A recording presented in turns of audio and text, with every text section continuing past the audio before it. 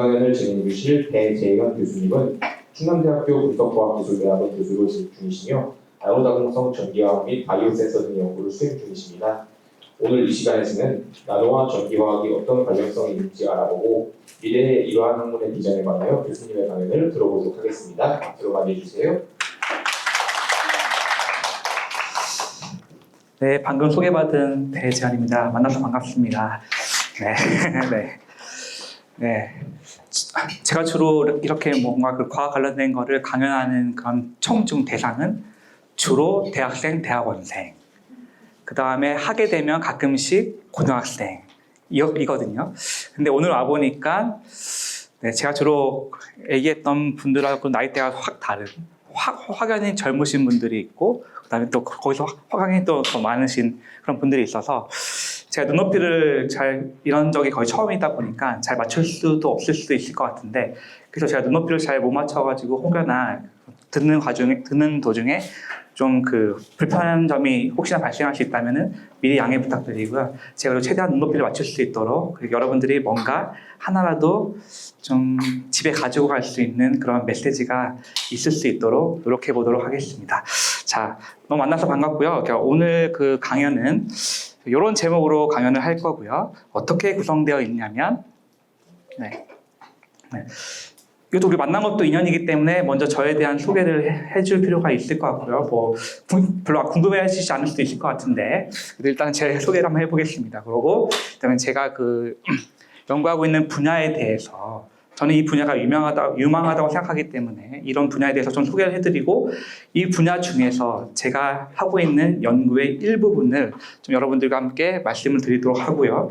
그 다음에 이렇게 또 눈높이가 안 맞을 수도 있을 거를 또 짐작은 조금 해왔기 때문에 이렇게 뭐 과학적인 얘기도 하긴 하겠지만 그 이외에도 좀 뭔가 그 여러분들한테 좀 도움이 될 수 있는 이야기, 제가 여러분들과 만난 것도 인연이고 또 언제 또 다시 만날 수 있을지 모르기 때문에 제가 나름대로 이런 메시지 정도는 좀 여러분들 어릴 때 좀 갖고 가면 좋지 않을까 하는 것들을 좀 넣어서 마무리하도록 해보겠습니다.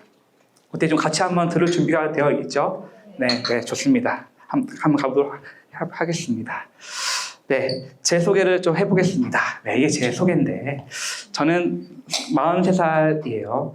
좀 나이가, 그러니까 지금 보는 게 나이보다 좀 젊어 보이나요? 아니면 좀 더 나이 들어 보이나요? 어때요? 젊어 보여요? 네, 우리 친구들 사회성이 좋은 거 보니까 앞으로 좀 성공할 수 있는 그런 이렇게 보입니다. 네, 뭐요? 30대인 줄 알았어요? 네, 크게 성공하시길 바랍니다. 네, 저는 이렇게 보이다시피 딸 아빠예요. 딸만 셋입니다. 그래서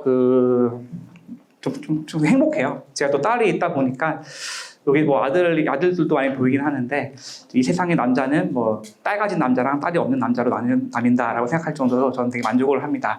만족을 하고요. 또 제가 저는 화학 전공이었고 화학을 계속 지금까지 한 수십 년을 연구하다 보니까 뭐 케미칼도 또 많이 만지고 하다 보니까 상대적으로 이렇게 과학 쪽에 연구 많이 하시는 분들은 주로 딸이 많이 나오더라고요. 그래서 만약에 이렇게 이런 쪽에 종사하고 있는데 나중에 결혼했는데 아들이 나왔어. 그러면은 거봐, 너 열심히 연구하고 실험하지 않았기 때문에 아들 나온 거지. 뭐 그렇게 우스갯소리로 그렇게 얘기를 합니다. 근데 저는 딸이 나왔다는 거는 제가 어떻게 살았는지 대충 짐작이 가시겠죠. 네, 그렇고 저의 좌우명은 현재 충실하자입니다. 저는 원래 목표 지향적이다 보니까 목표적인 것만 늘 염두에 두고 살았어요. 근데 그렇게 되면 일단 뭐 어떤 목적을 달성하는 데는 괜찮을 수 있지만 한 가지 아쉬웠던 점이 제가 그 목표를 이루고 있는 그런 과정상에 충실할 수 없더라고요. 그래서 저는 목표를 좀 바꿨고 목표를 현재 좌우명을 현재 충실하자라고 바꿨어요. 그러다 보니까 현재를 좀 더 즐길 수가 있게 되었고 현재에 충실하다 보니까 그 결과는 나중에 따라오더라고요. 그렇죠? 우리가 미래를 어떻게 할 수는 없지만 여러분들에게 할 수 있는 것은 현재이기 때문에 이 현재를 여러분들 얼마만큼 소중히 잘 이 시간을 보내는 것이 되게 중요할 것 같습니다. 또 저는 또 좌우명 중에 하나가 사랑하며 살자예요. 저는 제가 행복한 거에 관심이 있고 남을 또 행복하게 해주는 데 관심이 있어요. 그러다 보니까 어떻게 하면 사람을 행복하고 행복감을 느끼고 행복하게 할 수 있을까라고 생각을 해봤을 때 제가 내린 결론은 사랑하면 사는 거였습니다. 그래서 제 자신을 또 사랑하고 저희 부모님을 사랑하고 친구도 사랑하고 제 이웃을 사랑하고 그렇게 하다 보니까 이제 제 주변이 저도 그렇고 제 주변이 같이 행복해지더라고요. 그래서 그게 저의 좌우명이고 제 아들 외치는 그 슬로건 중에 하나가 우리 함께 걸어 이런 슬로건을 늘 외치고 있습니다. 그다음에 저도 꿈이 있고 저의 꿈은 바로 여기 나와 있는 것처럼 일반 대중에게 존경받는 과학자가 되는 게 저의 꿈입니다. 꿈이 없는 사람들도 있고 만약 꿈이 있어도 꿈이 뭐야 했을 때 직업적인 꿈이 뭐 과학자 뭐 이렇게 아니면 뭐 교수 그렇게 얘기할 수도 있지만 그런 것보다도 제가 말씀드리고자 하는 거는 그런 꿈에 어떻게 보면 단어로서의 꿈으로 끝나는 것이 아니고 그 꿈의 앞에 형용사를 붙이는 그런 연습을 하면 되게 좋을 것 같아요. 그러니까 제 꿈이 단순히 과학자 또는 교수였다면 저는 만약에 그런 이공계 쪽에서 화학 쪽에서 뭐 석사 박사를 하기를 얻거나 그러면 뭐 과학자가 된 거고 아니면 또 뭐 교수가 됐으면은 제 꿈을 이뤘잖아요, 그죠? 사람은 자기의 꿈을 이루기 전까지는 뭔가 그 꿈이 그 사람의 원동력, 추진력이 되기 때문에 그 꿈을 이루기 위해서 뭐 달려갈 수가 있지만 꿈을 이룬 순간 그 사람은 좀 뭔가 좀 공허해질 수가 있거든요. 나태해질 수가 있는데 근데 저희 꿈은 단순한 과학자, 대학 교수가 아니고 일반 대중이 존경받는 과학자이기 때문에 제가 그 박사학위를 받은 순간 또는 대학 교수가 된 순간 제 꿈은 다 이룬 것이 아니고 꿈을 이루기 위한 첫 걸음을 내디딘 거죠. 맞죠? 그러니까 저는 지금 더 어떻게 해야 돼요? 이제는 그러니까 일반 대중이 존경받아야 되기 때문에 어떻게 하면 일반 대중이 존경할 수가 있을까요? 그렇죠? 여러분들 존경하는 사람이 있어요? 있죠. 뭐 부모님 존경할 수도 있고. 근데 어떻게 하면 존경을 할까요? 그죠? 어떻게 하면 일반 대중이 또 저를 알까요? 그죠? 일단은 제가 좀 실력이 좋아가지고 뭔가 되게 큰 연구 결과를 내 가지고 어떻게 TV에 나와야 되는 거죠. 물론 뭐 잘못해서 TV에 나올 수 있지만, 그지? 뭔가 좋은 결과를 내서 TV에 나와야 되는 거지. 즉 실력이 있어야지 나를 알아볼 거라는 거죠, 그죠? 그죠? 그래서 제가 정말 열심히 해서 훌륭한 사람이 된다면 나중에 이제 저 뛰어난 업적을 맺게 되면은 여러분은 저를 다시 만날 수 있을 것 같아요, 그죠? TV에서 저를 볼 수도 있게 되겠죠. 근데 그렇게 실력만 뛰어나다고 해서는 사람들이 존경하지 않습니다, 맞죠? 왜 실력만 뛰어난 사람들은 되게 시기하고 질투를 할 때가 많아요. 근데 만약에 그런 실력을 갖춘 사람이 실력 더하기 인격을 갖춘다면 그때에 비로소 그 사람을 우리는 이렇게 존경할 수 있게 되는 것이죠. 그래서 저는 그 실력과 인격이라는 두 마리의 토끼를 잡기 위해서 지금도 열심히 노력을 하고 있습니다.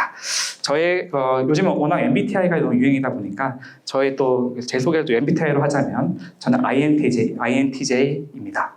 네, 저는 대문자 I고 하지만 생계형 E로서 좀 살아가고자 하는 그런 스타일입니다. 네, 여기까지가 저의 소개였고요. 그다음에 이제 제가 있는 충남대학교 분석과학기술대학원에 대해서 소개를 좀 드리자면 좀 생소할 수가 있어가지고 일단 여러분들 대학원은 뭔지 알겠죠, 그죠? 대학원은 대학교보다 좀 더 대학교는 대학생 언니 오빠들 또 누나 형들이 다니는 곳이고 그다음에 그 대학생들이 또 졸업하게 되면 더 공부하고 싶은 가는 데가 대학원이죠, 그죠? 근데 대학원인데 근데 그 앞에 뭐가 있냐면은 분석과학기술이 있는 거죠. 그죠? 뭐 기술이 뭔지 알 테고 과학도 뭔지 알 텐데 그럼 분석과학은 뭐냐 이거죠. 분석과학은 그죠? 그런 새로운 분석 장비나 기술을 개발하거나 향상시킬 수 있는 그런 방법들을 좀 탐구하는 그런 분야입니다. 그래서 이 분석 과학 기술은 어떻게 보면 모든 과학 기술의 근간이 되다 보니까 되게 중요한데 또 분석 과학 사람들이 하다 보면은 또 연구하려고 하다 보면은 뭔가 우리는 옛날에는 오감을 통해서 오감이죠, 오감. 그러니까 눈으로 보거나 색변화 아니면은 피부로 느끼거나 그죠? 아니면 귀로 듣거나 그죠? 아니면 미각을 통해서 뭔가 연구를 했다면 근데 그렇게 오감을 통해서 연구를 할 수 있지만 그게 한정적이었고 눈으로 볼 수 없는 세계도 존재하고 그런 것도 연구하려면은 이제 뭔가 현미경이나 그런 거 갖고 연구를 해야 된다는 얘기죠, 그죠? 그럼 뭔가 분석 도구가 필요한데 그런 분석 도구 또는 분석 장비들이 필요한데 일단은 그런 장비들 대부분은 이제 외국에 미국이나 독일이나 일본 쪽에 많이 나와 있습니다. 그래서 국내 분석 장비가 좀 부족한 부분이 있고 그래서 이제 우리는 대한민국의 분석 과학 기술을 좀 더 향상시키는데 좀 향상시킬 수 있는 곳이 필요하다라는 그런 인식을 이제 충남대에서 했고 그래서 충남대학교는 우선 교육 시스템을 가지고 있고 그 다음에 또 대전이 좋은 것 중에 하나가 이제 국가가 운영하는 그런 연구소들이 있죠, 그죠? 연구소들 아실 수도 있을 것 같은데 그런 연구소가 있기 때문에 특히 연구소 중에서 뭐 한국기초과학지원연구원이라는 데가 있어요. 그래서 이 기초연구원하고 연구원이기 때문에 아무래도 좀 더 그 정문화된 R&D 인프라가 있고 해가지고 충남대랑 정부 출원 연구기관인 뭐 기초과학지원연구원하고 같이 힘을 합쳐가지고 대한민국의 분석과학 기술을 좀 향상시킬 수 있는 뭔가 그런 전문 인력들을 양성해보자라는 그런 목적을 가지고 세워진 그런 곳입니다. 그래서 일단 국내 유일하고 그다음에 또 세계의 그런 최고가 되기 위해서 노력을 하고 있습니다. 그래서 분석과학 기술의 하나의 예를 또 말씀을 드리자면 여러분들 뭐 드라마 좋아하시는지 모르겠지만 여러분들 부모님은 특히 좋아하실 것 같고요. 그래서 보면은 이제 뭔가 그런 불미스러운 일 때문에 어떤 사람이 만약에 죽게 된다면 그랬을 때 이제 왜 죽었는지 이걸 분석해야 될 필요가 있잖아요, 그죠? 부검하고 분석하는 데 있어서 가령 뭐 독성 물질 때문에 이 사람이 죽은 것 같다. 그러면 독성 물질은 어떤 독성 물질에 때문에 죽었는지 또 그 양은 얼마큼 됐었는지 뭐 그런 것들을 이제 파악을 해야 되는데 그런 것들을 파악할 수 있는 그런 전문 기관이 있죠. 국립과학수사연구원 그런 데가 있는데 거기서 그렇게 하는 것들이잖아요. 그런 것들이 다 이제 분석과학 기술의 하나의 예가 되겠습니다. 그래서 그 분석과학 기술이 또 얼마만큼 또 중요하냐 또 말씀을 드리자면 뭐 하나의 사례일 수 있는데 여러분들 그 과학계에서 가장 좋은 상 중에 하나가 어떤 상이죠? 노벨상이죠. 저기 입구에 보니까 노벨상이 딱 있던데요, 그죠?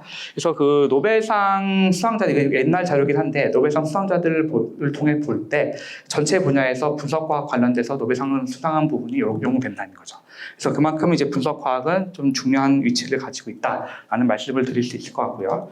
네. 그래서 이제 분석과학이 또 중요하다는 예를 또 보여줄 수 있는 그런 사례가 될 수 있을 것 같은데, 자.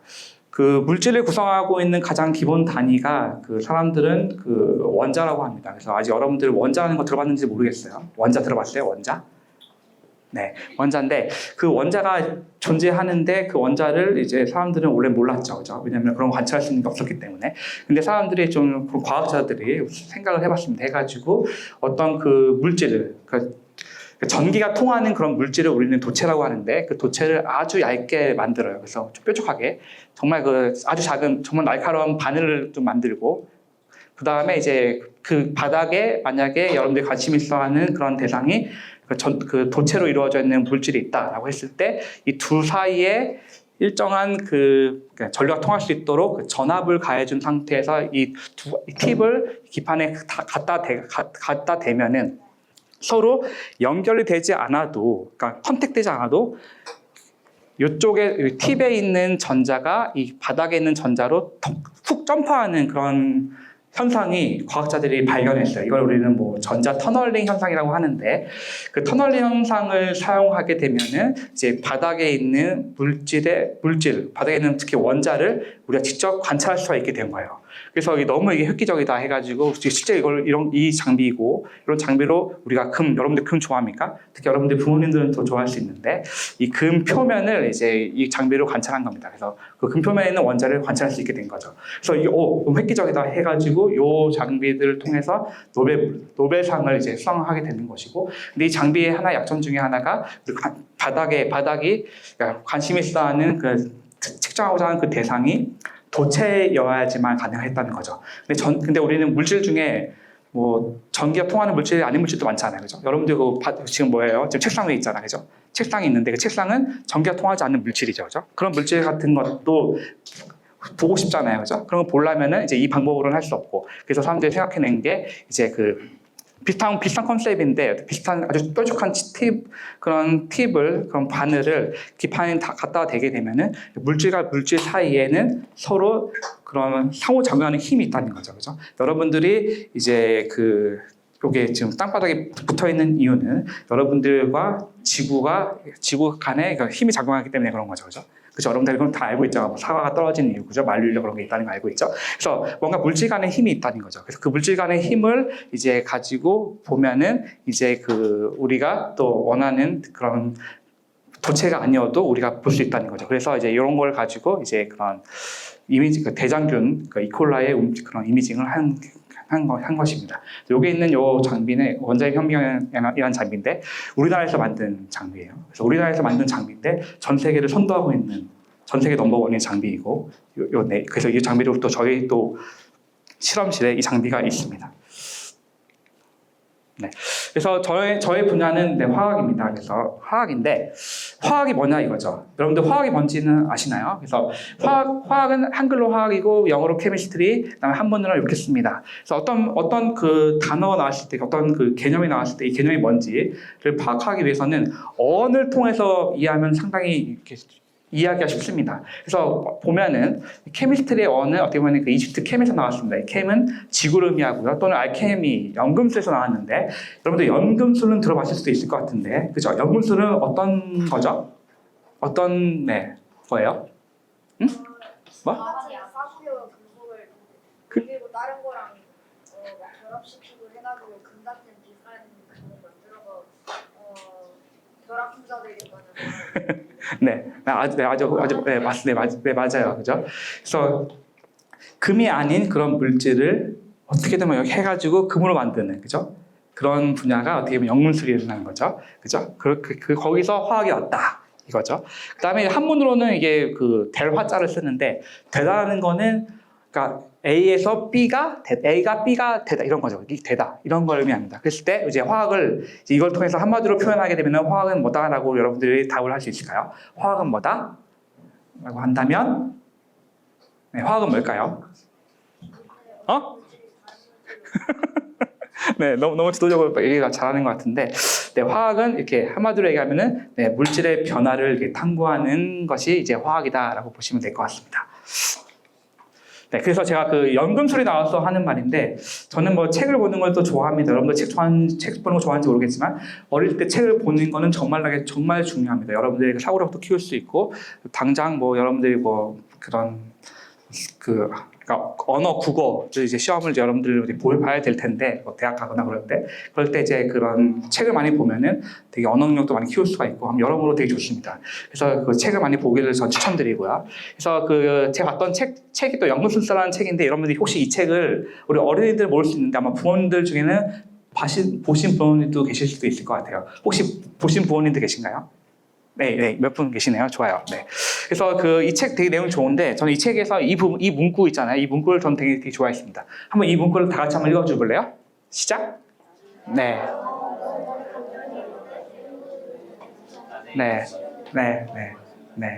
제 어릴 때 저는 이 문구가 너무 마음에 들어서 이 문구를 마음에 품고 살았는데, 여러분들 이 문구가 마음에 든다면 이 문구를 마음속에 새기시기 바랍니다. 그래서 이제 화학도 보면 또 여러 가지로 나뉠 수가 있는데, 더 세분화할 수도 있지만 크게는 이렇게 5가지로 나뉩니다.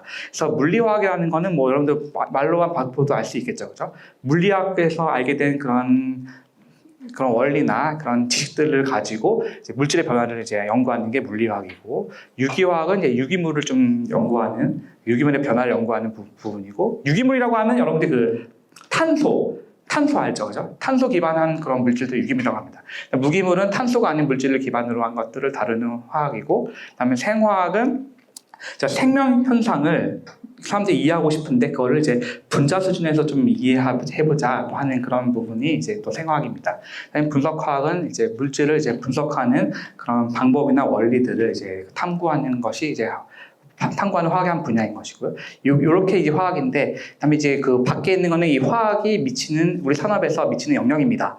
여러분 봐보세요. 이런 영역들에 다 화학이 관여합니다. 그죠? 왜냐하면 모든 건 다 물질로 이루어져 있기 때문에 화학은 많은 부분에 관여할 수 있다는 얘기죠. 그죠? 그래서 여러분들 이 분야 말고도 또 생각나는 다른 분야가 있나요? 거의 없죠, 그죠? 네, 거의 없어요. 거의 없는데, 그 말인즉슨 이제 여러분들이 화학을 만약에 우리 어린이들이 만약 나중에 화학에 흥미가 있어서 화학을 나중에 전공하게 된다면 이제 갈 수 있는 그런 분야가 아주 넓다라는 그런 얘기도 할 수가 있는 거죠. 네, 그 다음에 저는 전기화학을 저의 전공으로 하고 있는데, 전기화학이 뭘까요, 그죠? 여러분 전기화학이라는 말 들어본 적 있어요? 별로 없죠.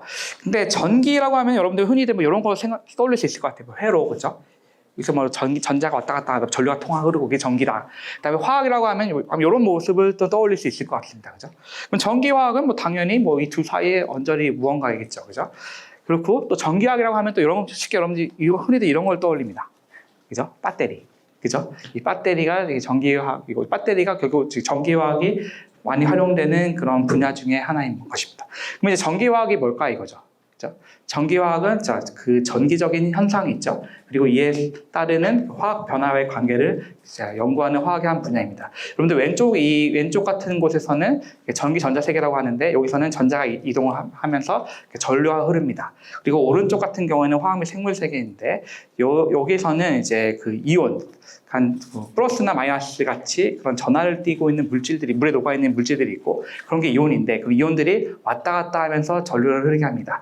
근데 화학은 전기화학은 뭐냐면은 이렇게 전기 전자 세계의 고체랑 그다음에 화학 및 생물 세계의 액체 서로 다른 두 상이라고 하는데 고체, 액체 그런 것들을 그 두 상의 경계를 계면이라고 합니다. 계면에서 전자의 이동과 이에 따르는 물질의 변화를 탐구하는 학문이 전기화학이고요. 저는 전기화학을 이제 뭐 이렇게 인간이 만든 세계랑 자연의 세계를 연결해주는 다리라고 생각합니다. 근데 이런 다리가 전기화학인데 이 다리가 우리 주위에서 정말 많이 볼 수가 있는데요. 대표적인 우리 주위에서 전기화학적인 원리가 활용되는 것들을 제가 좀 몇 가지 가져왔어요. 왼쪽에 오른쪽에 있는 거는 이제 그 위에 있는 거는 전해합성이라는 겁니다. 이거는 뭐냐면은 그 전기 에너지를 가지고 인간이 필요로 하는 물질을 만들어내는 그런 분야라고 보시면 될 것 같아요. 그래서 보면은 이제 여기 보면은 이제 뭐 그런 H2 같은 그런 물질들 만들어내는 거죠. H2는 되게 좀 이로운 물질이죠. 수소. 여러분들 수소차 알죠? 수소차. 수소차는 수소 가스를 연료로 사용하는 건데 그래서 수소 연료니까 중요하겠죠. 그죠? 근데 뭐 CO2는 상대적으로 좀 덜 중요할 수 있겠죠. 그죠? 이산화탄소 뭐 줄이려고 하잖아요. 그죠? 그래서 이런 좀 상대적으로 좀 덜 인간에게 덜 필요해 보이는 걸 가지고 필요한 물질을 이렇게 만들어내는 거. 그러면 이제 뭔가 이제 화학 에너지가 이제 필요한데 이제 그 화학 에너지는 이제 전기 에너지를 통해서 얻겠다 해가지고 그 전해 합성이라는 분야이고 그 다음에 이제 그 가운데 위에 쪽에 있는 거는 그 에너지 관련된 부분이죠, 그죠? 그러니까 태양 에너지를 우리 쉽게 얻을 수 있으니까 태양 에너지를 가지고 또 인간이 필요한 그 전기 에너지를 얻거나 그죠 뭐 그런 것들 그래서 그 에너지를 또 저장하거나 그런 부분들 즉 에너지 관련된 쪽에서 또 전기학이 많이 핵심 원리로 작동하고 있고요. 그다음에 우리 밑에는 그 파이프가 있고 그게 뭐 철로 이루어졌으면 부식되면 안 되잖아요. 또 보면 또 선반이나 그런 것들이죠. 거기에 물이 막 이렇게 소금물에 이렇게 물이 떠다니죠. 배 같은 것들은. 그러면 이제 소금물 때문에 그런 철들이 부식이 될 수 있는데 그런 것들을 방지할 수 있는 것도 보면 전기화학이 관여합니다. 그다음에 또 그런 전기화학이 또 미치는 분야 중에 하나가 뭐 센서라는 분야인데 센서는 그러니까 특정한 물질만을 이제 특이적으로 검출할 수 있고 그 양이 얼마만큼 될 수 있는지를 우리에게 알려줄 수 있는 그런 디바이스라고 생각하면 될 것 같은데 그런 센서도 많이 활용되고 있습니다. 센서 많이 활용되는 분야 중에 뭐 의료 장비가 있고 환경 모니터링이 있는데 가령 이제 여러분들 요즘 유행하고 있는 것 중에 하나가 연속 혈당 측정기입니다. 그래서 부모님들 보면은 이제 특히 여러분들은 아직 어려서 안 할 텐데 특히 또 젊은 뭐 누나 언니 뭐 오빠 형들 같은 경우에는 이제 우리 몸속에 뭔가 이렇게 먹었을 때 그러면은 안에 글루코즈의 당의 농도가 높아지거든요, 그죠? 그랬을 때 이제 가령 설탕을 먹으면 우리 몸에 그런 당 수치가 높아지고 하면은 이제 아무래도 뭐 그런 다이어트 측면에서 안 좋겠죠, 그죠? 그래서 그런 것들을 이제 파악하기 위해서 이제 어떤 약국에서 연속 혈당 측정기가 있는데 그거를 이제 그걸 몸에 딱 인식하고 몸에 딱 붙이고 나면은 이제 여러분들이 뭔가 이제 콜라를 먹으면은 여러분들 몸의 당 수치가 올라간다는 걸 볼 수 있어요, 그죠? 근데 그런 것들을 만드는 그런 원리도 보면은 전기학적인 원리가 많이 관여하고 있고요. 그 다음에 이제 뭐 그런 환경 오염 되게 중요하죠, 그죠? 환경 오염 그런 되게 이슈가 되는데 환경 오염되는 물질들을 이제 검출하고 모니터링 하는데도 전기학적 원리가 활용됩니다. 그리고 또 많은 그런 분야 중에 최근 들어 많이 각광받고 있는 분야 중에 하나가 이제 뇌랑 컴퓨터를 연결하는 거죠. 그래서 인간이 생각하는 것대로 뭔가 이게 사물이 움직일 수 있도록 하는 거잖아요. 그렇게 되는 것도 보면은 이제 결국 뇌의 신호는 전기 신호인데 그래서 전기 신호다 보니까 이제 뇌의 신호를 컴퓨터가 읽어낼 수 있도록 하기 위해서는 뭔가 이렇게 그 사이에서는 전기화학이 필요합니다. 그래서 이런 분야에서도 이제 전기화학이 영향을 미칠 수가 있고요. 그랬을 때 보면은 뭐 에너지나 뭐 센서나 뭐 이런 것들 보면은 이제 되게 좀 유명한 분야인 거죠, 그죠? 그래서 어떻게 보면은 이제 전기화학이 좀 유명하다라는 말씀을 드릴 수 있을 것 같습니다.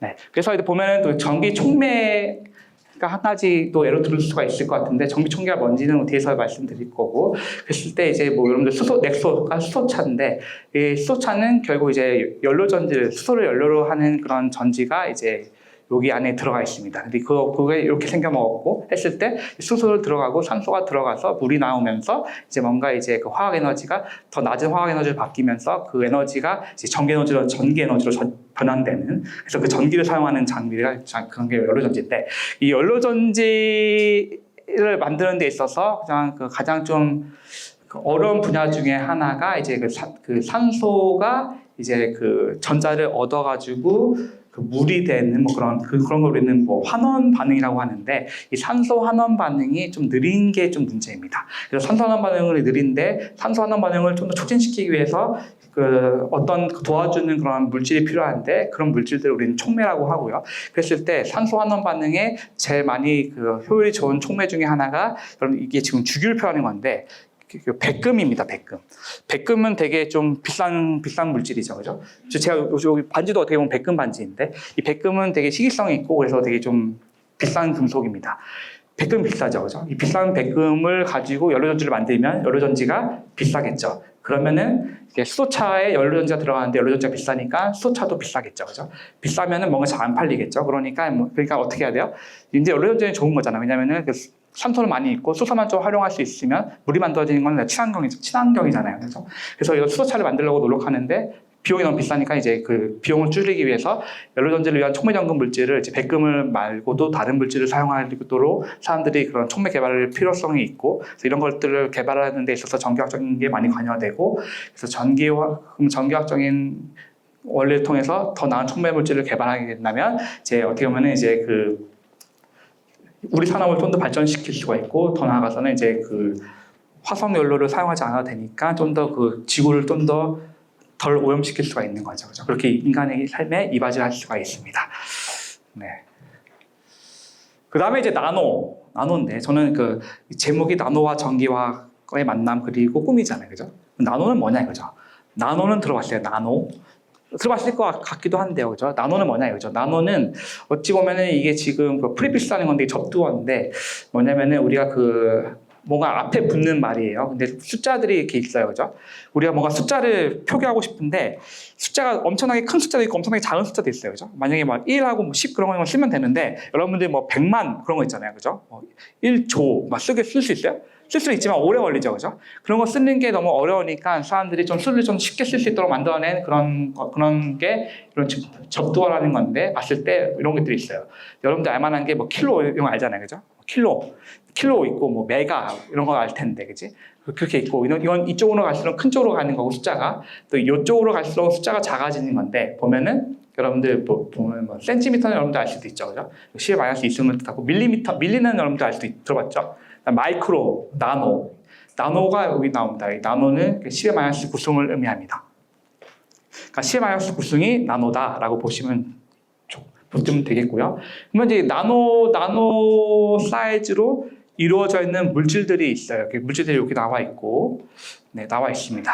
자, 우리가 흔히들 서울에서 부산까지의 거리를 1m라고 한다면 이제 서울에서 부산까지가 1km라면 이제 나노는 어떻게 보면 이제 요거죠. 손가락만한 게 나노가 될 수 있겠고, 그다음에 지구의 그렇게 될 수 있습니다. 네, 그래서 나노가 되게 작은 사이즈다라고 보시면 될 것 같고요. 그랬을 때 이제 여러분들 알만한 것도 있잖아요. 뭐 적혈구, 연필심, 테니스공 요 정도 크기를 가지고 있고, 나노는 어떻게 보면 DNA가 여러분들의 인생의 설계도라고 할 수 있는데, 여러분들 몸속에는 다 DNA가 있는데, DNA가 보면 이 정도 사이즈가 됩니다. 네. 보통 우리가 흔히들 우리 사람의 눈으로 관찰할 수 있는 가장 작은 크기가 머리카락이라고 하는데 머리카락은 이 정도 사이즈인데요. 이거에 비해서 나노는 엄청나게 작은 사이즈인 거죠. 그래서 여러분들 눈으로 관찰할 수 없는 그런 사이즈를 우리 나노라고 할 수 있습니다. 그러면 저는 어떤 분야를 연구하냐라고 한다면 저는 이제 그 자연을 이제 모방해가지고 왜냐면 자연은 되게 스마트하기 때문에 인간에게 필요한 것을 우리가 얻을 때 자연 속에서 그러니까 얻으면 되게 좋겠다는 생각을 갖고 있어요. 그래서 자연에 존재하는 구조를 모방해가지고 나노 사이즈의 구조체에 해당되는 그런 물질들을 만들고 거기서 어떤 정교학적인 그런 현상들이 나타나는지를 탐험하거나 아니면은 이제 저는 전기분석화학 전공인데 전기분석화학을 좀 더 발전시키기 위해서 나노를 활용해가지고 나노 전기학적인 원리를 통해서 더 나은 전기분석법을 위한 방법론이나 그런 그런 도구들을 개발하는 것 쪽에 관심이 있고요. 그 다음에 이제 나노 전기화학을 통해서 알게 된 그런 법칙들이나 원리들을 가지고 이제 인간의 삶에 필요한 화학 및 바이오 센서나 아니면 에너지 쪽에 응용하는 거에 관심이 있습니다. 오늘 제가 좀 말씀드리고자 하는 거는 이렇게 나노 사이즈의 구멍이 뚫려 있는 물질을 가지고 제가 했던 연구에 대한 것들 일부를 좀 말씀드리려고 하는데요.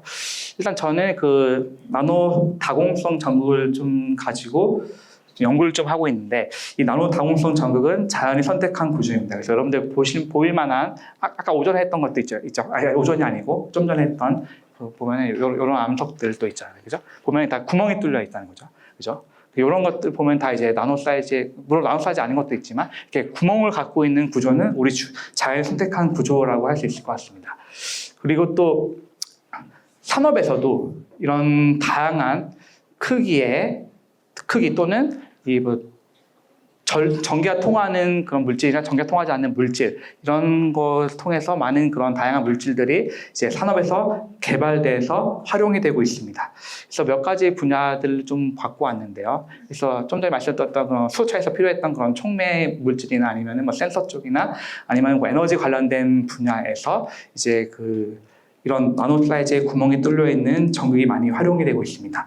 이렇게 많이 활용돼서 이 분야를 발전시키고 있는데요. 사람들이 나노 그런 다공성 전극을 많이 좋아하는 이유는 이제 다음과 같은데, 여러분들 여기 보이는 그 물질이 같은 크기를 갖고 있는 물질입니다. 그죠? 근데 얘를 잘게 꾸기면 이렇게 만들어질 수가 있겠죠. 그죠? 그래서 이제 그 나노 다공성 전극을 쓰게 되면은 우리 공간을 좀 절약할 수가 있고요. 그 다음에 이제 전기화학에 관련된 그런 반응들은 이제 겉에 표면에서만 반응이 일어나게 되는데, 만약에 비싼 백금을 사용하게 되면은 백금이 안에 채워져 있는데 활용이 안 되면은 낭비죠. 그죠? 근데 이제 만약에 나노 다공성 전극을 만들게 되면은 물질 대부분이 표면을 이루고 있기 때문에 우리는 낭비되는 걸 줄일 수가 있으니까 비용 절감 측면에서 유리할 것입니다. 그래서 이런 이유 때문이라면 사람들은 최대한 그런 전극을 잘 꾸기면은 만들어질 수 있겠죠.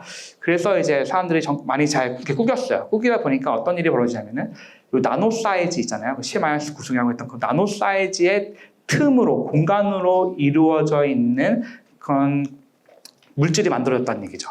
근데 이런 나노 공간 때문에 그냥 같은 물질이라고 하더라도 이렇게 오픈되어 있는 그런 물질에서 일어나는 전기학적인 그런 현상들과 이렇게 나노 구멍을 갖고 있는 그런 물질에서 일어나는 전기학적인 현상들이 차이가 있습니다. 같은 물질이라도. 그래서 저는 이게 되게 재밌다고 생각이 들었고, 그래서 이거 관련된 연구들을 좀 하고 있습니다.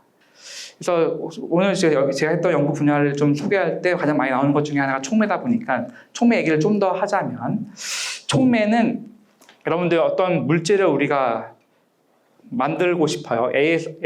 A라는 물질을 B라는 물질과 섞어서 C를 만들고 싶은데, 그러면 어떤 물질을 만들기 전에 물질을 반응물, 만들고 나서 생성물이라고 하는데, 근데 이 반응물에서 생성물로 갈 때 그냥 가지 않고 뭔가 이제 그런 더 많은 에너지를 필요로 한다는 거죠. 그래서 이런 에너지 장벽을 넘어야지만 이게 만들어질 수가 있는데, 근데 촉매는 뭐냐면은 이제 촉매를 사용하게 되면은 촉매는 이제 이 반응물의 반응을 촉진시켜서, 즉 에너지를 낮춰가지고 더 쉽게 이제 반응물이 생성물이 될 수 있도록 도와주고, 근데 자기는 모양은 바뀌지 않는, 자기는 변화하지 않는 이런 물질을 우리 촉매라고 하고 있고요. 그래서 이 촉매가 많이 사용되고 있고, 실제로 여러분들 몸속에도 다양한 촉매가 있습니다. 이걸 우리는 생체 촉매라고 하고 효소라고 하죠. 그죠? 그래서 글루코즈 혈당을 이렇게 산화시킬 수 있는 혈당의 전자를 이제 이렇게 뺄 수 있는, 빼서 다른 물질로 만들 수 있는 그런 반응도 여러분들 몸속에서 일어나고 있는데 그런 반응이 잘 일어나기 쉽지 않으니까 이제 이런 그런 도와주는 그런 효소들이 여러분 몸속에 있다는 얘기죠. 그리고 그게 그게 촉매이고, 근데 전기 촉매는 우리가 그 전기 에너지를 가해줄 수 있는 거라고 보시면 될 것 같아요. 그래서 이제 어떤 물질을 막 우리가 필요한 물질로 바꾸고 싶은데 만들고 싶은데 이게 잘 안 만들어지는데 촉매를 쓰면 촉매가 도와주는 역할을 하게 된다는 얘기죠. 네, 그런 걸 우리는 그 촉매라고 하는데, 근데 촉매 사람들이 연구하는 데 있어서 관심 있는 부분이 크게 세 가지입니다. 선택성은 우리가 어떤 물질을 가지고 반응을 시켜서 다른 물질로 만들고 싶은데 만약에 A라는 물질을 가지고 어떤 물질을 만드는데 B, C, D, E가 만들어진다라고 하면은 그 중에서 우리는 난 B만 만들고 싶어. 그런 거 있잖아요. 그런 걸 우리는 선택성이라고 하는 거죠. 그죠? 10가지 중에서 한 가지 택하고 싶은 거, 선택성. 이게 되게 중요한 것 중에 하나고, 그 다음에 이 A에서 B가 되는 반응을 빨리 하고 싶어. 그걸 우리는 뭐 활성, 그런이라고 얘기를 하고, 그 다음에 이제 그렇게 반응을 선택성 있게, 활성 있게도 하면서도 오래 쓸 수 있는 게 좋겠죠. 그죠? 아무래도. 그걸 우리는 내구성이라고 합니다. 근데 제가 말씀드리고자 하는 그 촉매 쪽에서 연구에 해당되는 거는 선택성 부분의 측면에서 제가 했던 연구 결과에 대해서 몇 가지만 소개해 보도록 하겠습니다. 네. 그래서 첫 번째는 이제 그 나노 다공성의 백금을 이용해서, 그러니까 여러분들 알코올 알죠? 알코올, 그죠? 네, 그런 뭐 메탄올, 뭐 그런 거, 에탄올 그런 물질이 있는데 그런 물질들을 이제 크기에 따라서 이제 그 반응을 좀 다르게 한 그런 연구 결과인데요.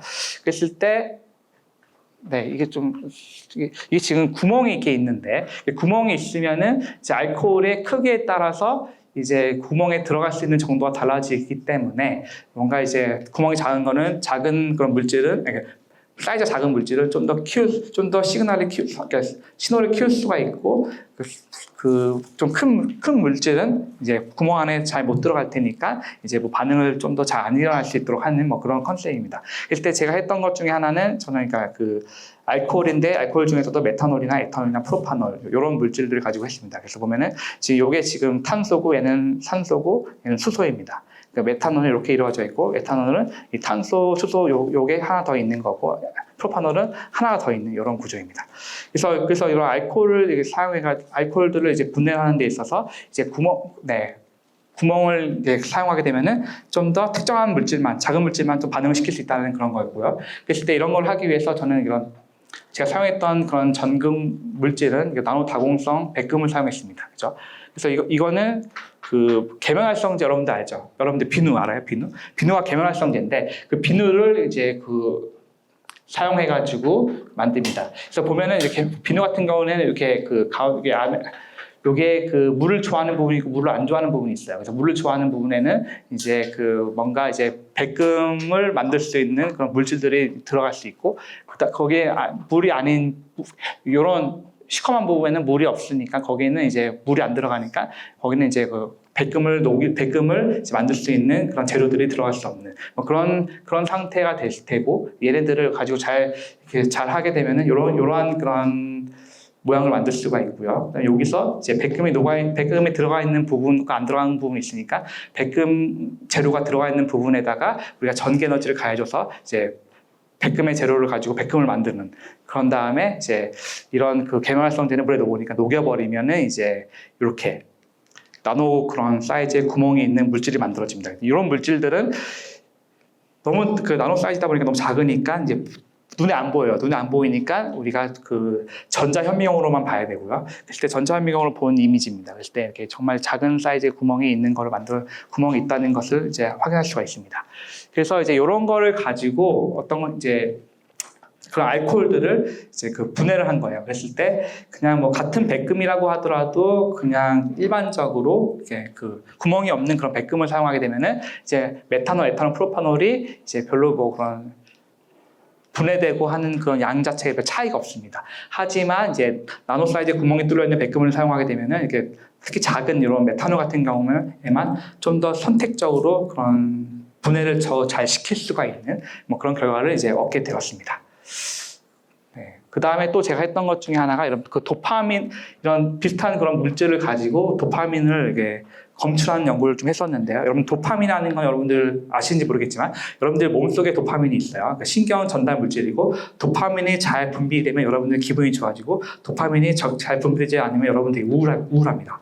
그 도파민이 여러분들 몸속에 있는데 그래서 이 그래서 그런 좀 신경적인 그런 정신적인 연구를 할 때 그런 도파민을 그 양을 잘 측정할 필요가 있으니까 도파민의 양을 잘 검출할 수 있는 그런 도구가 필요한데 그래서 그런 것들에 도움을 주기 위해서 했던 연구입니다. 그래서 저는 이번에는 그 카본이라는 물질인데 구멍이 뚫려 있는 나노 사이즈의 구멍이 뚫려 있는 카본을 활용했고요. 근데 보면은 여기에 카본에다가 그 마이너스 그 전하를 띄도록 만들었고 그렇게 되면은 이제 구멍이 있는데 이 구멍은 마이너스 전하를 띄고 있는 구멍이에요. 그랬을 때 이 도파민은 플러스 전하를 갖고 있고 그다음에 도파민 말고 다른 물질들 우리가 도파민을 검출하고 싶은데 여러분들 그 도파민을 검출하려고 하는 부분에는 그 아스코빅 엑시드라는 그 비타민 C라고도 할 수 있는 이런 물질도 같이 있거든요. 근데 이런 물질은 또 검출하고 싶지는 않아요. 검출하면 안 되고 그런 상태인데 근데 이런 비타민 C 같은 경우에는 그 마이너스의 전하를 띠고 있습니다. 그랬을 때 만약에 이제 그런 카본에 마이너스 차지를 띠고 있으면은 마이너스는 플러스 서로 당기는 그런 힘이 있어요. 그래서 마이너스는 플러스는 서로 좋아해요. 그래서 이제 마이너스 구멍에는 플러스는 들어갈 수 있고, 즉 도파민이 들어갈 수 있고, 검출하고 싶지 않은 그런 마이너스 띄고 있는 아스코빅 산은 안 들어갈 테니까 이제 우리가 그 아스코빅 산이 많이 있는 상황에서도 도파민을 좀 더 쉽게 검출할 수 있는 그러한 그 센서를 이제 제가 만들게 된 것입니다. 그래서 보면은 이제 그런 결국 이제 이게 도파민이고 얘는 아스코빅 산인데 이게 보면은 이제 이렇게 지금 이게 빨간 색깔이 어떻게 보면은 그 마이너스 차지를 잘 띄게 되는 그런 상황인데 그 전극이 카본이라는 그런 물질이 그랬을 때는 보면은 이 도파민 신호는 좀 커지고 그런 아스코빅 산 신호는 좀 작아지는 이런 모양을 우리가 얻을 수가 있었습니다. 그래서 이제 그 도파민을 좀 더 선택적으로 검출할 수 있다는 것을 확인을 했고, 그래서 그런 다음에 이제 했던 거는 좀 더 그런 아주 작은 양의 도파민도 그런 아스코빅 산이 있는 환경에서 검출할 수 있는지를 파악하기 위해서 또 연구를 해봤는데 또 그렇게 좀 잘 된다라는 그런 결과입니다. 그런 결과고요. 그다음에 또 제가 했던 것 중에 하나가 이제 반응물이 이제 그 반응이 일어날 때 생성물이 될 때 이제 그런 이런 금속 이런 물질에 이제 붙어가지고 붙냐 아니면은 잘 안 붙냐 그런 거에 따라서 이제 반응도 이렇게 뭐 잘 되느냐 안 되느냐 같은 거 일어날 수가 있는데 그런 거에 관련된 연구입니다. 그랬을 때 이제 그걸 이해하기 위해서 좀 말씀을 드리자면은 여러분들 이렇게 오픈되어 있는 공간에 어떤 물질이 있으면 물질이 이렇게 움직이다가 이런 백금에 딱 충돌하게 되면은 충돌하고 나서는 또 도망을 가요. 그런데 만약에 이렇게 그런 나노 사이즈의 구멍이 있는 그러한 잘 보이나요 이게? 이게 원래 좀 회색깔인데 아무튼 나노 사이즈에서는 이제 반응 물질이 이게 막 갇혀 있게 되는 거죠. 갇혀 있게 되면은 이제 이런 물질이 이런 벽면과 빈번히 이게 인터랙션을 할 수밖에 없고 그렇게 되면은 이제 좀 더 반응이 잘 일어날 수가 있습니다. 그래서 실제로 우리가 뭐 이런 거 눈에 볼 수는 없으니까 컴퓨터 시뮬레이션을 이제 하게 되면은 이렇게 이런 나노 구멍을 띄고 있는 공간을 가진 그런 물질을 만들어 주면은 반응 물질이 이런 물질 표면에 붙어 있다는 것을 알 수가 있고요. 근데 이렇게 오픈되어 있는 그런 그런 백금에서는 이제 한번 충돌하고는 벗어나는 그런 것들을 볼 수 있었습니다. 그래서 이러한 현상들을 이제 가지고 이제 그런 연구를 했는데요. 그래서 만약에 이 반응 물질이 이제 전구 표면에 잘 이렇게 붙어서 일어나는 반응인 경우에는 이제 반응 물질을 이런 구멍에 가둬도 별로 좋을 게 없고 오히려 이제 이렇게 오픈되어 있는 곳보다 비교해 봤을 때 이제 이렇게 구멍이 있다 보니까 반응물이 들어가는 게 어렵잖아요, 그죠? 그러니까 이제 쉽게 반응이 일어날 수가 없는데, 근데 만약에 이제 그 반응하는 그 유형 중에 이렇게 표면에 막 붙어 있지 않고 이 표면에 붙고 떨어지고 하는 그렇게 잘 되는 물질 같은 경우에는 이렇게 전극에 가두게 되면은 전극 물질과 잘 이렇게 소통하면서 뭔가 반응이 일어날 수 있다는 얘기죠. 근데 오픈된 공간에서는 한번 충돌하고 도망가면은 이제 반응이 일어날 수 없으니까 이 경우에는 이제 여기서 반응할 수 없고, 그래서 이제 반응물이 흡착이 잘 돼서 반응하냐 아니면 흡착이 잘 되지 않고 반응하냐에 따라서 이제 우리가 어떤 반응은 촉진시키고 반응은 촉진시키지 않을 수가 있기 때문에 그걸 가지고 이제 우리가 이렇게 특정 물질의 반응을 선택적으로만 일으킬 수가 있습니다. 그래서 뭐 가령 여러분들 뭐 프로파놀이라는 게 있는데, 프로파놀이 이제 프로파놀에 그러니까 산소랑 수소가 이제 있는데 그 수소가 어디에 붙어 있냐에 따라서 뭐 1프로파놀, 2프로파놀이라고 얘기를 하는데요. 그랬을 때 이제 비슷한 알코올이어도 이제 이게 알코올이 흡착이 돼서 반응하냐, 흡착되지 않냐 반응하냐에 따라서 이렇게 흡착이 안 돼서는 우리가 반응을 더 촉진시킬 수가 있고, 구멍 구조를 쓰게 되면은 흡착이 잘 되는 경우라면은 오히려 이제 그 구멍 구조를 쓴 전극에서는 반응이 잘 일어나지 않는다 해가지고 그런 선택성을 가질 수 있는 그런 실험 결과였습니다. 네. 그 다음에 이제 그 마지막으로는 여러분들 신경 그런 신호를 이제 측정하기 위해서 제가 했던 연구인데요. 그랬을 때 이제 그러니까 원숭이의 신경 신호를 연구하고 싶은데, 그러려면 이제 뭔가 전기가 통하는 바늘을 이제 찔러야 돼요. 찔러야 되는데, 네. 근데 이제 이게 지금 그 성능이 좋지 않아가지고 이 성능을 향상시키는 데 있어서 이제 그런 나노 다공성 물질을 코팅한 것입니다. 그랬을 때 이제 여기 보이는 게 사람들이 실제로 사용하고 있는 이제 그런 신경 전극으로 활용되는 물질인데, 여기다가 제가 나노 다공성 전극을 코팅을 한 것입니다. 이 코팅을 하니까 이제 뭔가 이제 시그널이 좀 크게 나오는 것을 확인을 할 수가 있었고요.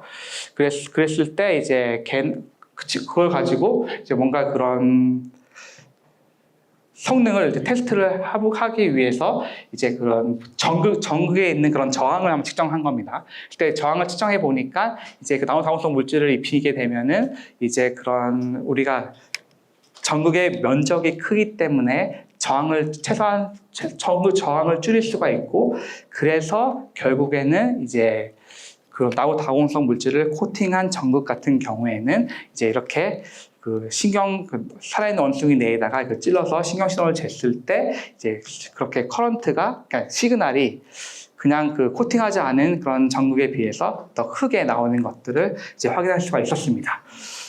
네. 그 다음에 이제는 하나의 구멍을 띄고 있는 그런 물질을 만드는 거에 대한 연구 결과인데, 이제 시간이 많지 않은 관계로 이 부분을 좀 건너뛰겠습니다. 네. 네, 그래서 제가 지금까지 했던 거를 좀 요약을 해보자면은, 일단 화학, 특히 전기화학은 유망하다는 얘기를 좀 드리고 싶고요. 그 다음에 이제 나노화학, 전기화학의 만남은 좀 흥미롭고 중요한 연구 분야이다는 말씀을 좀 드리고 싶습니다. 여기까지가 요약이었고, 그 다음에 이제 더 본격적으로 말씀드리고자 하는 게 어떻게 보면 이런 부분인 건데, 여러분들 이거 어떤 그림인지 아세요? 네? 오, 네, 아주 훌륭하네요. 네, 미운오리 새끼 동화를 다 읽어봤어요?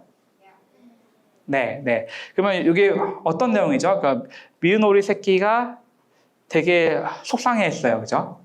왜냐면은 그 친구들하고 너무 달라서 속상해했죠. 친구들한테 뭐 따돌림을 당했죠. 근데 좀 세월이 흘러서 미운오리 새끼가 커가지고 이제 백조가 돼서 날아가니까 친구들이 좀 부러워하는 뭐 그런 내용이죠, 그죠?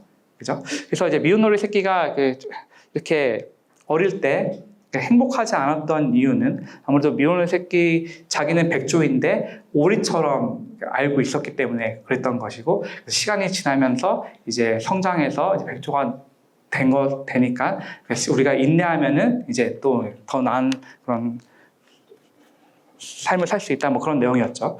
그랬을 때 이제 제가 말씀드리고자 하는 거는 여러분들이 네, 이렇게 여러분들 자신이 어떤 존재인지를 정확하게 파악하지 않으면은 여러분들은 좀 사는 데 있어서 좀 불행할 수 있다는 그런 얘기고요.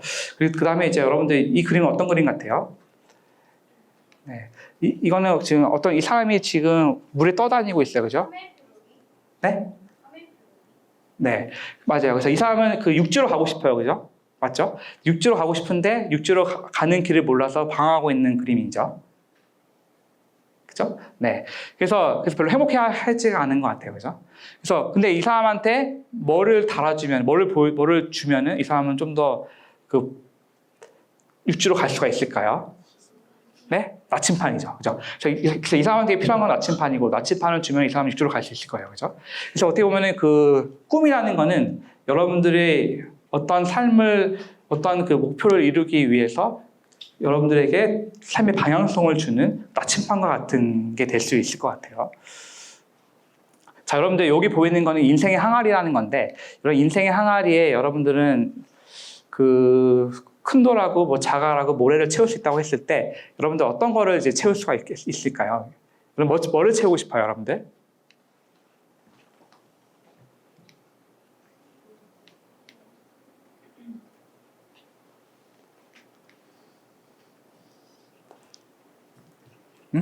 뭐 그러니까 큰 돌, 자갈, 모래를 이게 채운다고 했을 때 뭘 채우고 싶어요? 뭐 다 채우고 싶을 수도 있을 테고, 그죠? 만약에 이런 것들을 다 채우려고 한다면은 우리는 어떻게 하면 될까요? 네? 그쵸? 큰 돌부터 채우고, 그 다음에 자갈 채우고, 다 모래 채우면 되겠죠? 그죠? 근데 이 큰 돌은 바로 이런 겁니다. 더 좋은 세상을 만들어가는 그런 꿈이라는 거 할 수 있고, 이건 먼저 가져야 되는 거죠. 그 다음에 이제 자갈은 여러분들이 가진 가장 좋은 능력 가지고 더 좋은 세상을 만들기 위해서 무엇이 되겠냐라는 부분인 것이고, 그 다음에 모래는 무엇이 되기 위해 거쳐야 될 과정이나 절차라는 것이죠. 그랬을 때 이제 큰 돌을 채운 사람은 뭐 이렇게 글로벌한 리더가 되어 있었고, 자갈 모래 채운 사람은 이제 뭐 각 분야의 전문가였지만 이제 글로벌한 리더는 아니었고, 근데 모래만 넣은 사람은 절대 다수였고 소시민이었다는 거죠. 그때 여러분들은 이제 이곳에 오시는 우리 젊은 친구들은 큰 돌을 채운 사람이 되었으면 좋겠고요. 그래서 큰 돌을 채운 사람이 한 사람이 있었어요. 이 돌을 채운 사람, 여러분들 이분 누군지 아세요? 이분이 마틴 루터 킹 목사님이시라는 분인데, 이분은 흑인의 인권 운동을 되게 잘했고 그걸로 이제 노벨 평화상을 받은 사람입니다. 그래서 이분은 이제 본인보다 어떻게 보면 이분이 했던 연설이 되게 유명한 연설인데, 그 연설이 제목이 I have a dream이라는 연설입니다. 그래서 그 연설을 제 한글로 좀 번역해 놓은 그런 상황인 거고요. 그랬을 때 이분의 그런 꿈을 알려주고 있는 거예요. 이분의 꿈인데, 꿈의 내용을 한번 보시면 어떤 내용이냐 이거죠. 이분의 꿈인데, 이분 자신만의 꿈이었나요, 여러분들?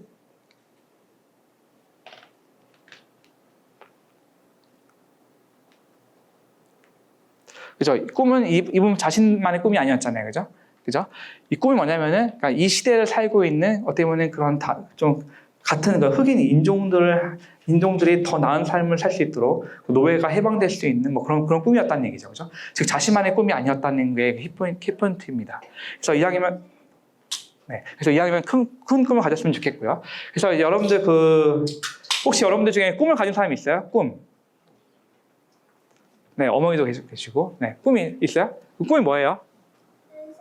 의사요. 네, 거기는 뭐예요? 과학자요? 과학자요? 화학자요. 오, 네, 네, 좋아요. 네, 좋습니다. 네, 저랑 꿈이 같네요, 그죠? 아무튼 여러분들 꿈이 있으니까 또 여러분들 또 이곳에 왔겠죠. 이 금요일 되게 그런 시간에, 그죠? 그래서 저도 꿈을 가져보니까 되게 좋더라고요, 그죠? 근데 꿈을 여러분들 만약에 혹시나 가지지 못한 친구가 있다면은 꿈을 가지기 위한 선행 조건은 제가 보니까 이거인 것 같아요. 그죠? 그러니까 자기 자신을 사랑하는 겁니다.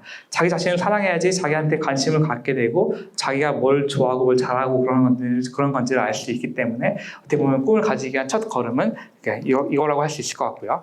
그래서 이제 자기 자신을 우리가 파악해야 되는데 그럼 자기 자신을 열심히 봐야죠. 그죠? 그래서 하고 또 부모님한테 물어봐야 되고 그다음에 친구한테 물어봐야 되지만 또 자기 자신을 잘 알려주는 그런 검사 같은 것들이 있어요. 그 검사를 좀 활용하면 자기 자신을 파악하는 데 도움이 될 수가 있는데 그 중에 하나가 MBTI 검사입니다. 여러분들 아직 어리기 때문에 MBTI 검사를 잘 모를 수도 있어요. 그죠? 나중에 여러분들이 한 중고등학교를 가게 되면 아마 이 검사를 하게 될 거고 이 검사는 결국은 이제 여러분들의 그런 성격상의 오른손을 찾아주는 검사입니다. 오른손은 여러분들 뭐 이런 경향이라고 할 수가 있겠죠, 그죠? 그래서 여러분들은 이러한 성향을 갖고 태어났으니까 이러한 성향을 이제 활용을 하게 되면은 활용해서 어떤 일을 하게 되면은 적성에 맞는 일을 할 수 있다, 뭐 그렇게 연결시킬 수도 있습니다. 그래서 이제 MBTI 검사를 활용해가지고 좀 자기 적성에 맞는 일을 찾는데 도움을 받을 수가 있습니다. 근데 MBTI 검사를 하게 되면은 이런 사람을 16가지 유형으로 나눌 수가 있는데 상당히 꽤 맞습니다. 어느 정도는. 저는 INTJ인데 저는 뭐 이렇게 과학자라는 그런 게 또 나왔고요. 그래서 이제 MBTI를 가지고 여러분들 알게 되면은 자기 적성에 맞는 그런 직업을 찾기 위해서 이런 책들도 좀 활용하면 되게 좋을 것 같고요. 그 다음에 또 제가 또 보니까 이제 커리어 내셔라는 데가 있어요. 그래서 이걸 가지고 가면은 그러니까 직업 흥미 검사가 있더라고요. 이 검사를 또 해보면은 또 되게 많은 도움이 될 것 같더라고요. 그래서 저도 한번 해봤는데 해보니까 저는 이렇게 탐구형이 1순위가 탐구형이고 2순위가 관습형이었습니다. 그래서 탐구형은 이제 이렇게 이런 특징을 가지고 있고요. 가지고 있었고 그래서 이제 그래서 보면은 이제 그 관련 직업 중에 하나가 이제 여기에 잘안 볼 수 있는데 이공학계 교수고 그다음에 대학 계열 및 학과는 화학과가 이렇게 있어요. 그래서 보면은 이제 이런 검사들도 잘 활용하게 되면은 적성에 맞는 그런 직업을 좀 찾을 수 있는데 도움이 될 수 있겠구나라는 생각이 들었습니다. 그래서 여러분들에게 꿈을 발견하기 위해서 그런 몇 가지 질문들이 있는데 그 질문들을 이제 제가 추천해드리고 싶은 질문 요 4가지가 있습니다. 그래서 이런 거에 여러분들이 한번 답을 해볼 수 있으면 되게 좋을 것 같아요. 그랬을 때 저 같은 경우는 답을 해봤어요. 제가 좀 어릴 때 청소년 시기에 또 해봤는데 저는 이랬습니다. 그죠? 전 공부 이렇게 했었어요. 해가지고 이런 걸 토대로 해서 어떻게 보면 이 질문에 대해서 답을 할 때는 그러니까 좀 직업에 관련된 쪽을 생각하면서 이제 이렇게 한 거였고 했을 때 저는 뭐 과학자, 화학자, 뭐 교수 그런 쪽으로 이제 그런 찾을 수가 있었습니다. 그래서 이제 그 꿈을 찾은 친구들이라면 이제 그 인생의 롤모델을 정할 필요가 있을 것 같은데 여러분들 롤모델이 혹시 있어요? 네, 누구예요? 롤모델이? 저 자전거 선수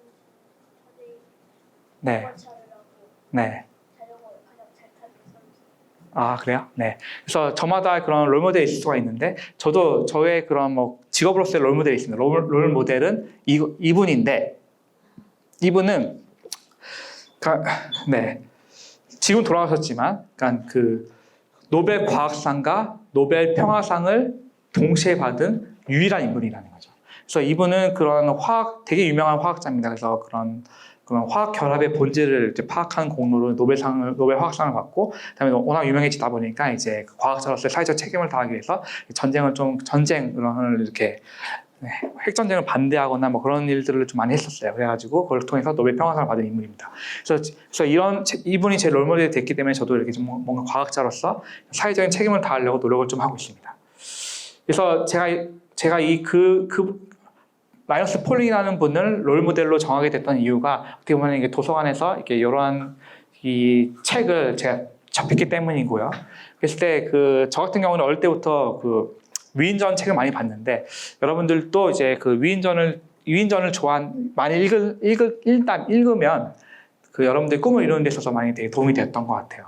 그래서 어떤 게 도움이 되냐면 이제 정말 유명한 사람도 어릴 때 이렇게 좀 평범했구나. 뭐 그런 것들을 통해서 나도 뭐 할 수 있겠구나라는 그 자신감도 얻게 되고 이 사람이 힘들 때 이렇게 이걸 극복했구나라는 것을 알게 되면 좀 도움이 됐던 것 같습니다.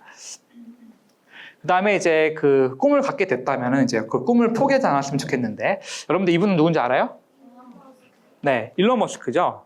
그죠? 네, 네 일론 머스크인데 이분이 꿈이 뭔지 알아요?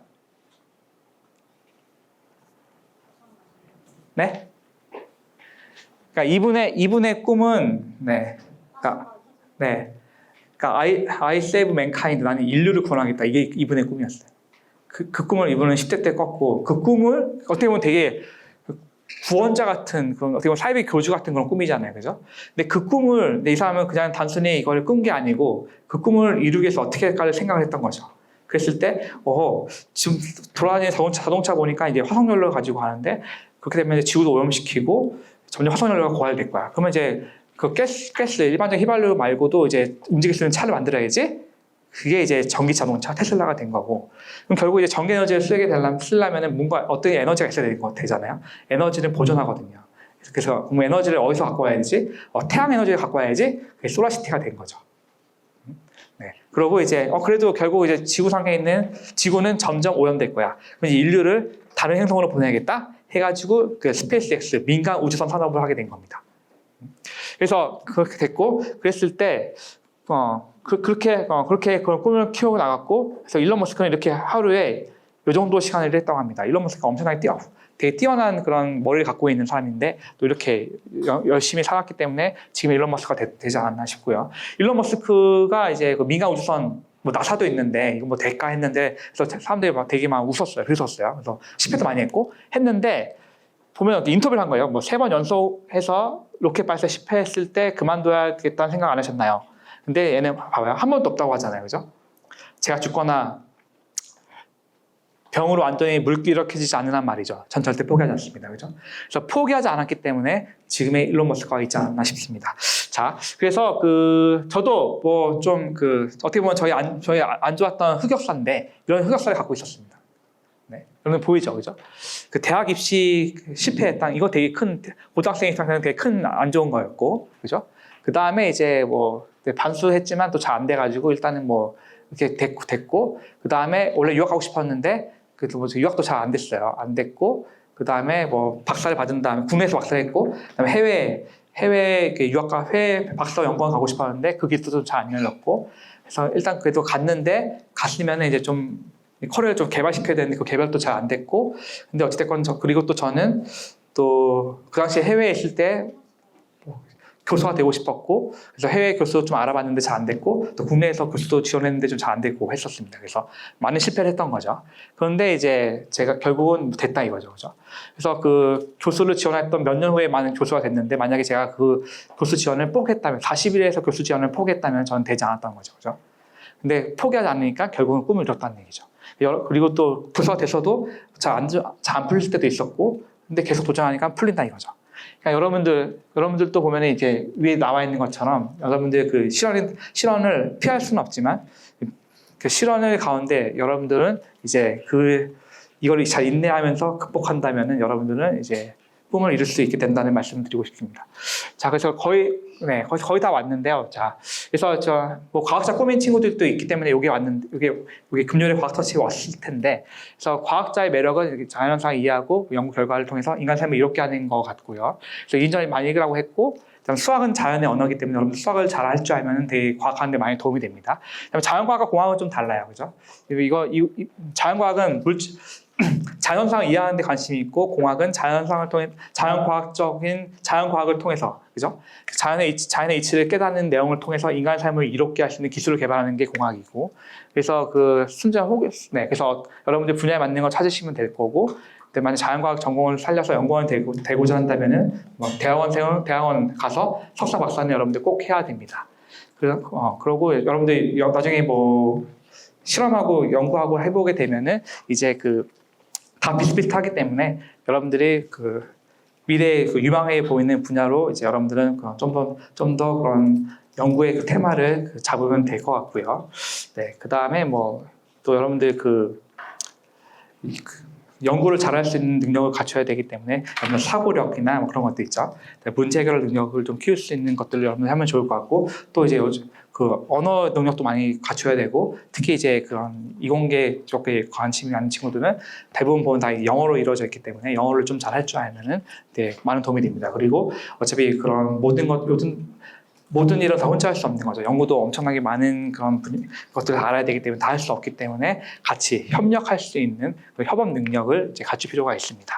그다음에 또 제가 또 그 연구를 하는 자가 되다 보니까 가장 어려운 것 중에 하나가 창의적인 연구 아이디어를 내는 게 제일 어렵더라고요. 그래서 그런 것들을 이제 창의적인 그런 사고력을 키울 수 있는 그런 노력들도 여러분들 해야 되는데 이런 거 키우기 하는 것 중에 또 좋은 방법 중에 하나가 여러분들 그런 주변에 관심을 갖고 질문을 많이 하고 이렇게 책을 많이 보는 게 도움이 되는 것 같습니다.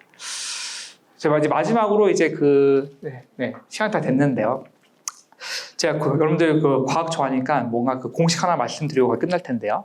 저희 이 책에 나와 있는 공식입니다. RMVD라는 공식인데 이 공식 뭔지 혹시 아시는 분 계세요? RMVD. 네? 그러니까 이게 RMVD라는 공식이에요. 이게 뭐냐면은 꿈을 현실로 만들어주는 공식입니다. 그러니까 생생하게 꿈꾸면 이루어진다는 공식이고 이건 제가 한 공식이 아니고 이 책에 나와 있는 그런 공식인데요. 이런 공식을 활용한 사람들이 꽤 있어요. 이런 분들이 활용을 했고요. 여러분들 알만한 분들이죠, 그죠? 스티븐 스필버그 알죠, 그죠? 알 수도 있고 월트 디즈니 여러분들 디즈니랜드 나중에 가보고 싶을 거잖아요, 그죠?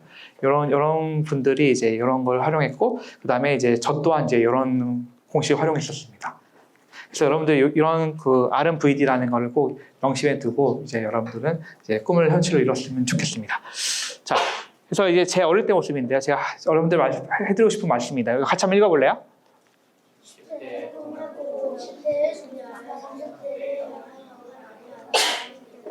네, 네. 그러니까 여러분들 지금은 10대죠, 그죠? 어린이들 10대가 대부분인 것 같은데. 그러면 여러분들은 지금 여러분들은 뭘 해야 되는 나이죠? 네, 네, 여러분들 꿈을 꾸는 나이입니다. 자, 그 다음에 이제 여러분들의 미래는 뭐가 결정하냐면은 이제 여러분들의 꿈과 믿음이 미래를 결정합니다. 자, 그다음에 또 읽어볼까요, 여러분들?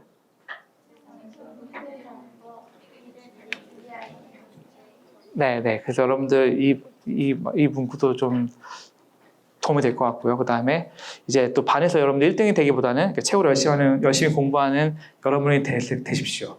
여러분들에게 주어진 건 현재고 결과는 이제 현재 충실할 때 따라오게 되는 것입니다.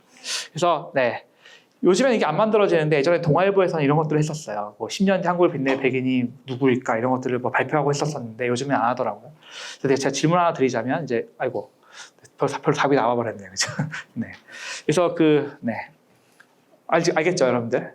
네, 알겠죠? 네, 여러분들 그래서 근데 여러분들이 나중에 열심히 살아서 나중에 여러분들 원하는 그런 꿈을 이루고 행복하게 사는 여러분들이 되기를 바라겠습니다. 네, 이것으로 마치겠습니다. 감사합니다. 그래서 질문 있으신 분들은 질문 부탁드리겠습니다.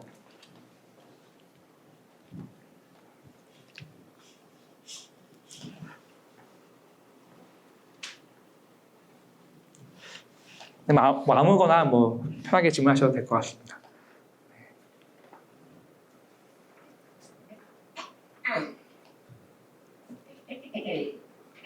뭐 있어요? 네.